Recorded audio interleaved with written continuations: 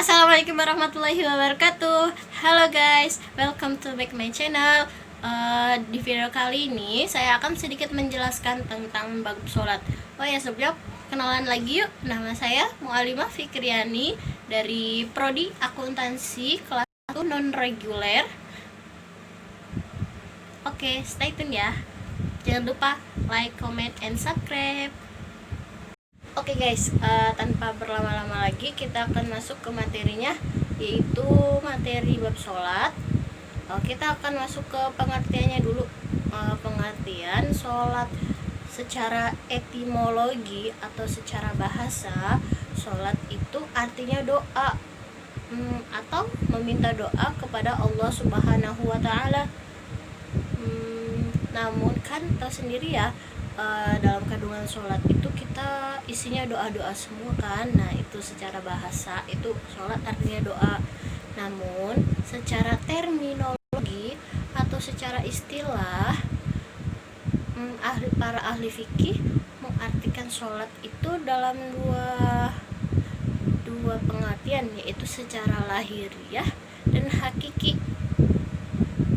Apa sih bedanya lahiriah dan hakiki? Tunggu ya, next. Oke, sekarang masuk ke pengertian sholat secara lahiriah.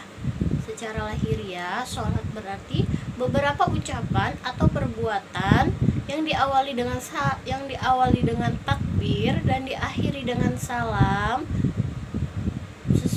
yang dengannya kita beribadah kepada Allah Subhanahu wa Ta'ala dan sesuai dengan syarat-syarat yang telah ditentukan. Secara hakiki, sholat ialah berhadapan hati, jiwa, dan raga kita kepada Allah Subhanahu wa Ta'ala yang secara mendatangkan rasa takut kepadanya dan mendhahirkan hajat atau keperluan kita kepada Allah yang kita sembah dengan suatu perkataan atau perbuatan.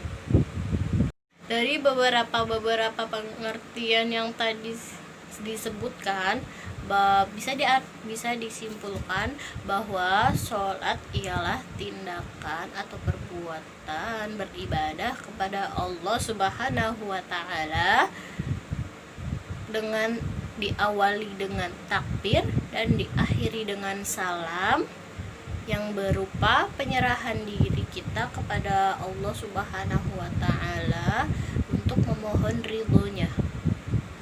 Tadi pengertian sudah, sekarang masuk ke syarat sholat.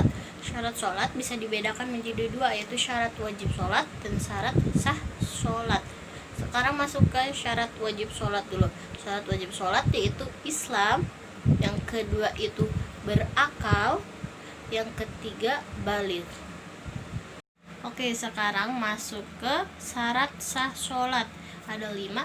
Yang pertama itu mengetahui masuknya waktu sholat di waktu awal dan akhirnya sampai berakhirnya kapan. Yang kedua itu suci dari hadas. Yang ketiga suci dari najis. Yang keempat menutup aurat. Yang kelima menghadap kiblat. Oke guys, sekarang kita masuk ke rukun-rukun sholat. Yang pertama itu niat.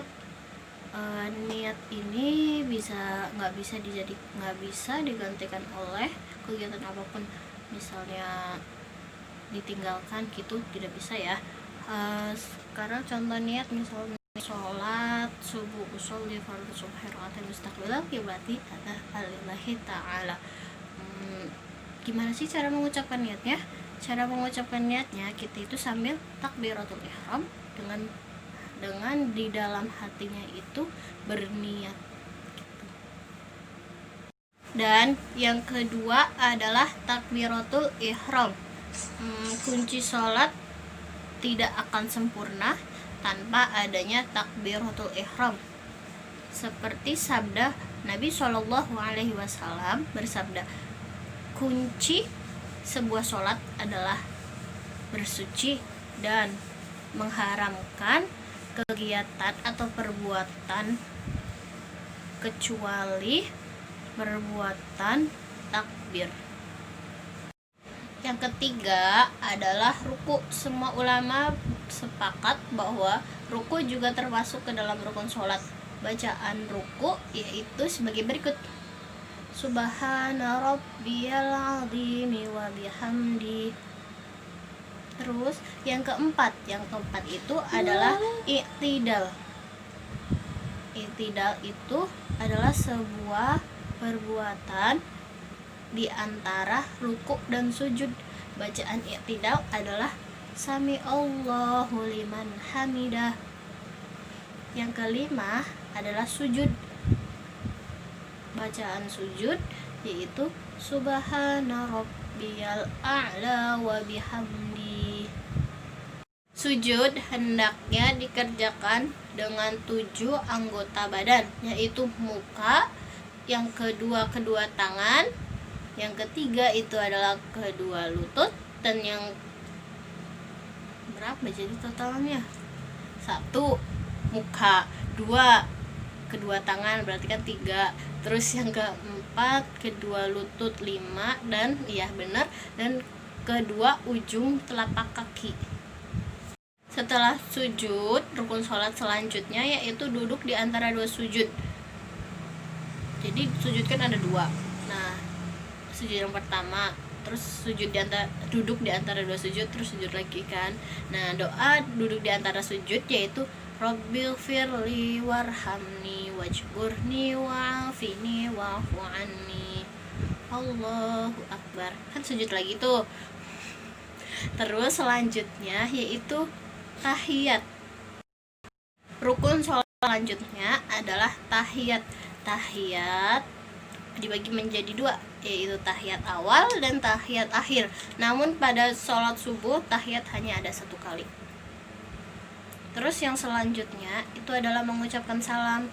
Mengucap salam dengan menengok ke kanan dan menengok ke kiri dengan bacaan salam. Terus yang terakhir adalah tertib. Tertib maksud di sini adalah berurutan. Jadi harus emang diawali dengan niat dan diakhiri dengan salam, bukan malah sujud dulu baru salam gitu, bukan ya. Ya, sekian saja yang bisa saya sampaikan karena durasinya itu memang dibatasin. Kurang lebihnya saya mohon maaf. Wassalamualaikum warahmatullahi wabarakatuh. Ditunggu video selanjutnya.